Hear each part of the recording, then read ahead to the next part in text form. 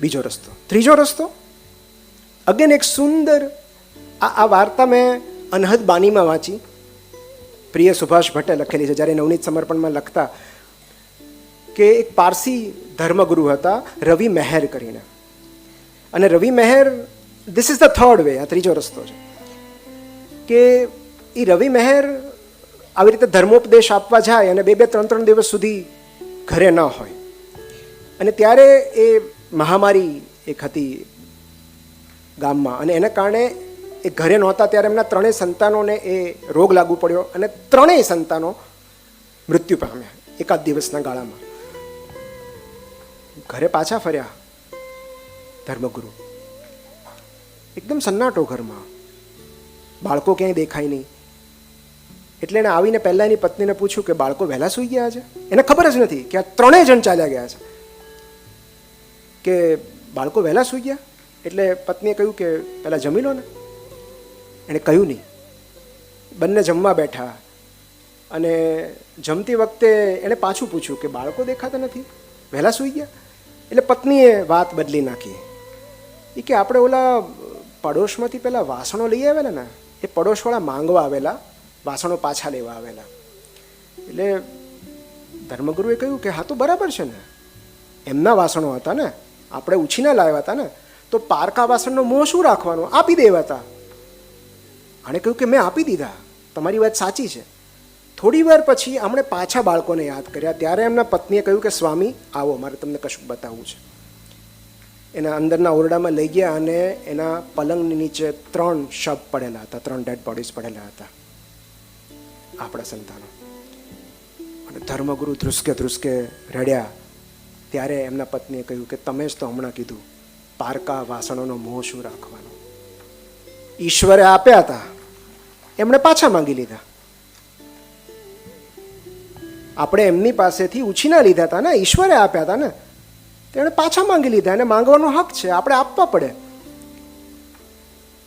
રૂમીનું એક બહુ જ સરસ કોટ છે, મને એટલું ગમે છે કે the science is learned by experiments.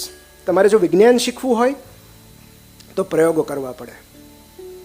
The art is learned by practice. Practice વગર, રિહર્સલ વગર તમે કળામાં પારંગત ના થઈ શકો. And the detachment is learned by કમ્પેનિયનશિપ.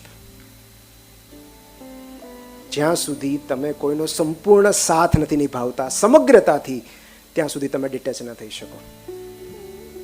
તો આજે ત્રીજો રસ્તો છે એ છે સમજણ અને સ્વીકાર, જે સૌથી અઘરો છે.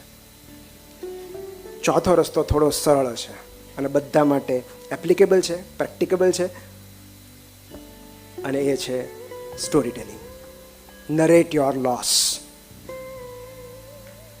દુઃખની વાત કહો તમે કે વોટ ઇઝ બોધરિંગ યુ. અને એટલે જ મેં કાલે એવો આગ્રહ રાખ્યો કે નિમેશભાઈ ભલે રડે પણ એમણે એમની વાત કહેવાની છે. કારણ કે દરેક વાર્તા સાથે કથા કહેવાથી કથા નથી બદલાતી, કથાકાર બદલાય છે. દરેક વાર્તા સાથે જ્યારે જ્યારે તમે તમારી સ્ટોરી કહો છો ત્યારે તમે થોડા થોડા હીલ થતા જાઓ છો, તમે એને ડિફરન્ટલી કહેશો. તો આ હમણાંની જ ઘટના છે કે હું ને મારા વાઈફ, અમે JFKથી અમારી ફ્લાઇટ હતી, તો અમે ન્યુયોર્કના JFK જે એરપોર્ટ છે એના પર અમે જસ્ટ ફરી રહ્યા હતા, બધું જોઈ રહ્યા હતા. ત્યાં એક અદ્ભુત વસ્તુ મારી નજરે પડીને આવું મેં ક્યાંય જોયું નથી. બિલીવ મી, કોઈ એરપોર્ટ પર, કોઈ પબ્લિક પ્લેસ પર મેં આવી સ્પેસ નથી જોઈ. ઉપર લખેલું હતું, પહેલાં તો અમને નવાઈ લાગી કે આ શું છે. એમાં એક આખી વ્હાઇટ વોલ હતી જ્યાં ખૂબ બધી દોરીઓ હતી, અને દોરીઓ પર જેમ આપણે કપડાં ટીંગાડીએ ને એમ નોટ્સ લખેલી હતી, હસ્તલિખિત પત્રો હતા બધા, ઘણા બધા. મને નવાઈ લાગી કે આ શું છે. તો મેં જોયું તો ઉપર લખેલું હતું the strangers project. What is your story.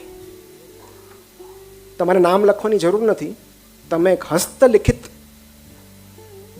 ચિઠ્ઠી અહીંયા લગાડી શકો છો. તમારે જે કહેવું હોય એ કહો, આખું જગત વાંચશે. અને હું થંભી ગયો. એમાંથી કેટલા બધાના તો મેં ફોટા પાડી લીધા, કારણ કે મારી પાસે સમય ઓછો હતો, મારે બધી સ્ટોરીઝ વાંચવી હતી. લોકોએ અકલ્પનીય વાતો લખી છે, કારણ કે નામ નહોતું લખવાનું, તમારે ખાલી લખીને નીકળી જવાનું હતું. ત્યાં તમારી હિલિંગ પ્રોસેસ પૂરી થઈ ગઈ. અને લોકોએ લખ્યું છે કે પોતાના સેક્સ્યુઅલ એબ્યુઝ વિશે લખ્યું છે, પોતાના ફેન્ટાનિલ અબ્યુઝ વિશે લખ્યું છે કે હું ડ્રગ એડિક્ટ છું, મારો ભાઈ આવું કરે છે, મારા પપ્પાને મમ્મી વચ્ચે પ્રેમ નથી, આઈ વિશ કે હું આમ હોત, હું ટ્રાન્સજેન્ડર હોત, મારા દુનિયાભરની વાર્તાઓ.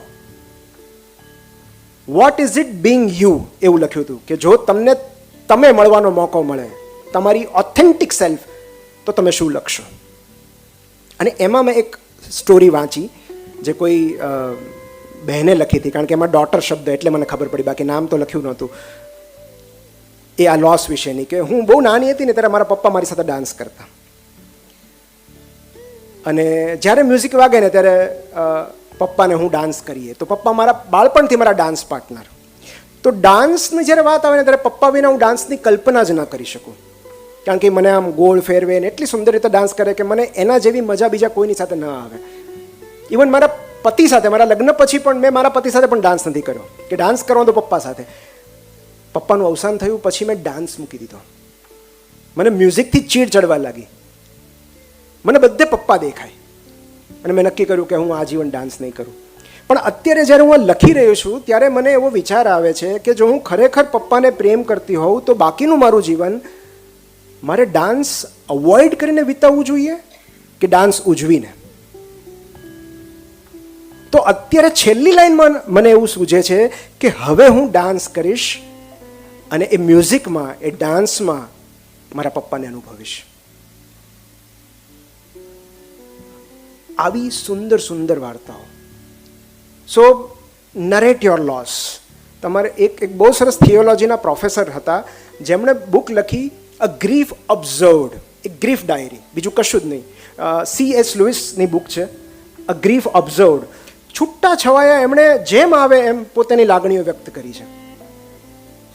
ફિલ્મ ગુડબાયમાં જ એક સીન છે કે જ્યાં વરુણ ગ્રોવર એટલે પંડિતજી ગંગા કાંઠે વિધિ કરાવતા હોય છે, ને એ પેલી જે તારા ભલ્લા એટલે કે રશ્મિકા, એ બહુ આમાં ઇન્ટરેસ્ટેડ નથી આ બધી વિધિમાં.